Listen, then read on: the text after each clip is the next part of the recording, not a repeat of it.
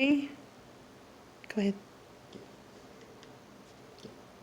When Winston Churchill once said, "Some people's idea of free speech is that they are free to say what they like, but if anybody says anything back, that is an outrage." Far too often, when people are met with differing views, they withdraw into themselves and either ignore and belittle that person's views or become enraged in a ball of endless fury, hell bent on tearing that person's head off.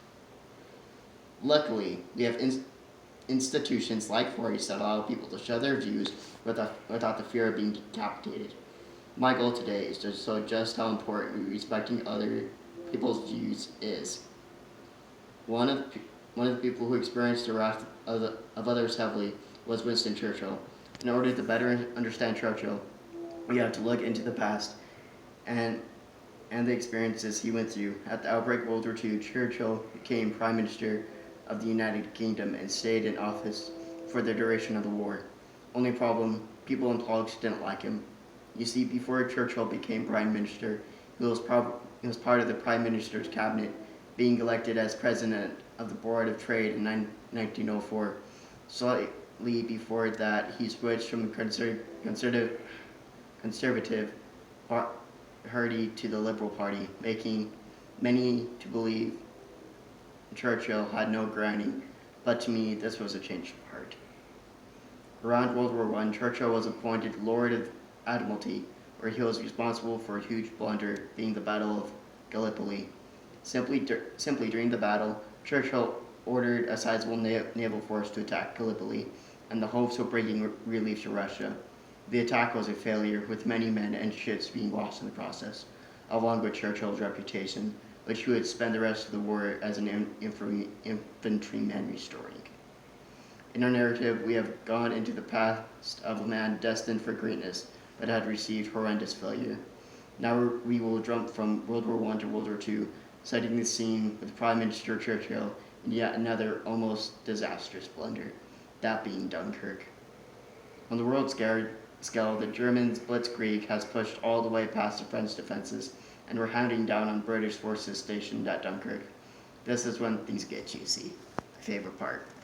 The problem was that the whole of the British army was stationed in Dunkirk with little chance of escape.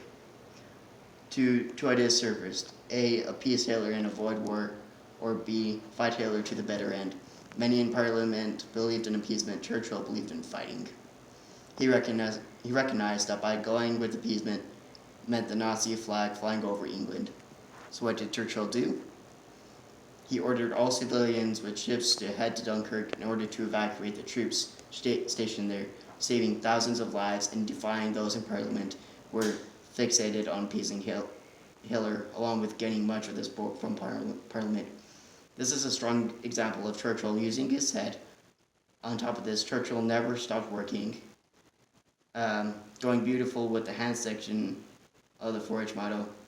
His heart refers to his patriotic nationalism and his resolve to keep Hitler's advances out.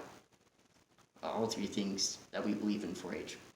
The question still begs, how did Winston Churchill gain the support of Parliament? The answer to this is the willingness to listen. When people in Parliament listened to what Churchill had to say, they were on board, knit, and a set path and a common goal.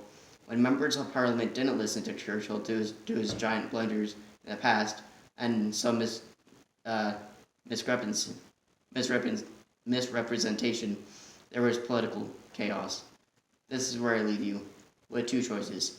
Either listen and learn from those around you, like we do in this amazing organization called 4-H, or live in denial and verbally decapitate your peers.